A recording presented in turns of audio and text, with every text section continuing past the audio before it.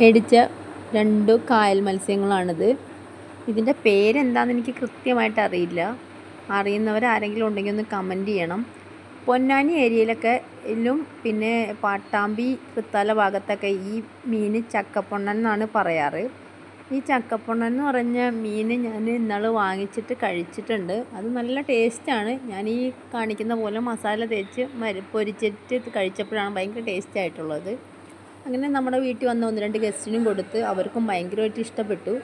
അവരും പറഞ്ഞ് ഇത് ഭയങ്കര ടേസ്റ്റുള്ള മീനാണല്ലോ എന്ന് പറഞ്ഞ്. പക്ഷേ ഇതിൻ്റെ മീനിൻ്റെ പേരെന്താണെന്ന് എനിക്കറിയില്ല. ഒറ്റയ്ക്ക് വീഡിയോ എടുക്കുന്ന കാരണം കൊണ്ട് എനിക്ക് നന്നാക്കുന്നത് ഫുള്ളായിട്ടൊന്നും കാണിച്ചു തരാൻ പറ്റില്ല. കാരണം അതിൻ്റെ 2 സൈഡുകളും അരിഞ്ഞ് മാറ്റി കഴിഞ്ഞതിന് ശേഷം ഇത്തിരി വലിപ്പമുള്ളതുകൊണ്ട് ഭയങ്കര പാടാണ് നന്നാക്കാൻ. മുള്ളൊക്കെ കൈ കുത്തിയൊക്കെ ചെയ്ത്. പക്ഷേ എന്തായാലും അതിനെ നമ്മൾ കട്ട് ചെയ്ത് വൃത്തിയാക്കി എടുത്തതിന് ശേഷം കല്ലുപ്പിട്ട് നല്ല വൃത്തിയിൽ തേച്ച് കഴുകുകയാണ്. നല്ല വൃത്തിക്ക് തേച്ച് കഴുകിയതിന് ശേഷം നമുക്ക് അതിനെ വരഞ്ഞെടുക്കണം.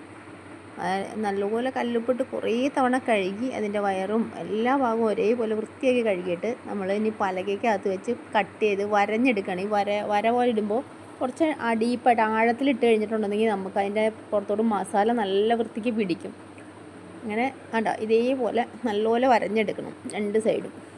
ഞാൻ മുഴുവനെ തന്നെയാണ് പൊരിക്കുന്നത്, കട്ട് ചെയ്ത് പീസാക്കുന്നില്ല. കാരണം ഇവിടെ അധികം ആൾക്കാരൊന്നുമില്ല. മക്കൾക്ക് കൊടുക്കണമെന്നുണ്ടെങ്കിൽ അവർക്ക് തന്നെ പിച്ച് കഴിക്കാൻ വേണ്ടിയിട്ട് അങ്ങനെയാണ് വലുതാക്കി തന്നെ എടുക്കുന്നത്. പിന്നെ 2 സൈഡും നല്ലപോലെ വരഞ്ഞ് വെച്ചിട്ടുണ്ട്. ഇനി നമുക്ക് അതിനകത്തോട്ട് ചേർക്കാനുള്ള മസാലകളൊക്കെ റെഡിയാക്കാൻ നേരം കൊണ്ട് അതിനകത്തോട്ട് ചേർക്കാനുള്ള മസാലയാണ് ഞാൻ എടുത്തു വെച്ചിരിക്കുന്നത്. ഇഞ്ചി, പച്ചമുളക്, വെളുത്തുള്ളി എല്ലാതും കൂടെ നമുക്ക് മിക്സിയുടെ കുഞ്ഞു ജാറിനകത്തോട്ടിട്ട് നല്ലപോലെ പേസ്റ്റ് രൂപത്തിൽ അരച്ചെടുക്കാൻ പറ്റും. അരച്ചെടുക്കാനുള്ളതിനകത്തോട്ട് നമ്മൾ കുറച്ച് കാശ്മീരി ചില്ലി പൗഡറും കൂടെ ആഡ് ചെയ്ത് കൊടുക്കുമ്പോൾ അതിനകത്ത് എരിവിന് മറ്റേ കുരുമുളകിൻ്റെ എല്ലാവരും എരിവുള്ളതുകൊണ്ട് അതും എരിവും അഡ്ജസ്റ്റ് ആവും. പിന്നെ ഒരു നല്ല കളർ കിട്ടുകയും ചെയ്യും. കാര്യം ഒരു ഭംഗിയും കൂടെ വേണമല്ലോ പൊരിക്കുന്നതിന്. പിന്നെ അതിനകത്തോട്ടും മഞ്ഞൾപ്പൊടിയും പിന്നെ നമുക്ക് കല്ലുപ്പ്, ഞാൻ കല്ലുപ്പാണ് ഇതിനകത്ത് ആഡ് ചെയ്ത് കൊടുക്കുന്നത്. കല്ലുപ്പ് ആഡ് ചെയ്തെന്ന് പറയുമ്പോൾ പെട്ടെന്ന് അരഞ്ഞ് കിട്ടും. ഇതിൻ്റെ ക്രിസ്റ്റൽ പരുവത്തിലായതുകൊണ്ട് ഒരു സ്വല്പം വെള്ളവും കൂടെ ആഡ് ചെയ്തിട്ട് അരച്ച് കഴിഞ്ഞിട്ടുണ്ടെങ്കിൽ നല്ല ഫൈൻ പേസ്റ്റായിട്ട് അരഞ്ഞിട്ടാൻ എളുപ്പമാണ്. അങ്ങനെ ഒന്ന് ശ്രദ്ധിക്കുക.